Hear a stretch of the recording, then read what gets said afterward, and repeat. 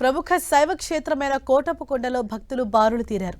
కార్తీక మాసం తొలి సోమవారం కావడంతో భక్తుల తాకిడి పెరిగింది.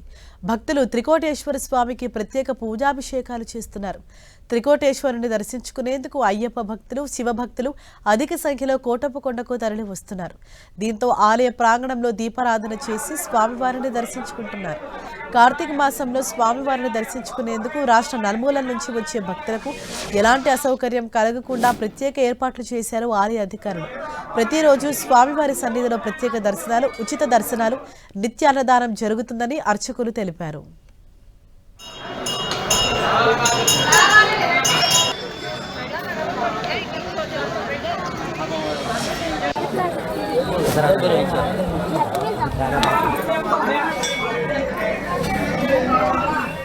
అటు శ్రీకాకుళం జిల్లాలోని శైవ క్షేత్రాల్లో భక్తులతో కిటకిటలాడాయి.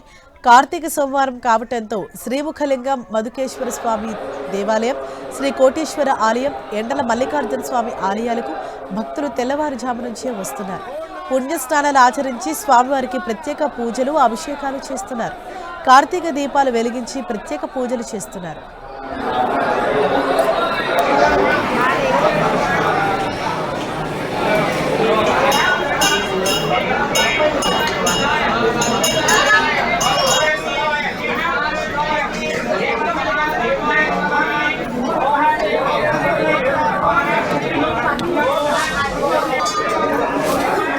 అటు గురిజాల నియోజకవర్గ పరిధిలోని పలు ప్రముఖ శైవ క్షేత్రాలలో భక్తులు తెల్లవారుజాము నుంచి బారులు తీరారు.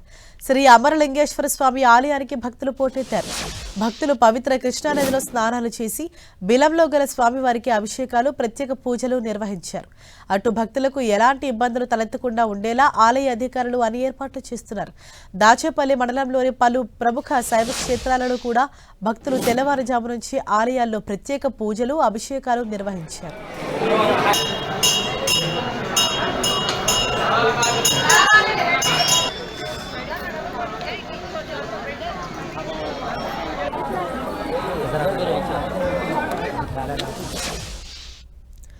పల్నాడు జిల్లా చిలుకలూరిపేట పట్టణంలో కార్తీక మాస సోమవారం సందర్భంగా శివాలయాలు భక్తులతో కిటకిటలాడాయి. భక్తులు ఓం నమః శివాయ, హరహర మహాదేవ, శంభో శంకర అనే నామస్మరణతో ఆలయాలు మారుమోగిపోయాయి. భక్తులు పెద్ద ఎత్తున తరలి వచ్చి స్వామివారికి మహారుద్రాభిషేకం చేయించుకుంటున్నారు. తెల్లవారుజామున 4 గంటల నుంచి స్వామివారి దర్శనం కోసం భక్తులు బారులు తీరారు.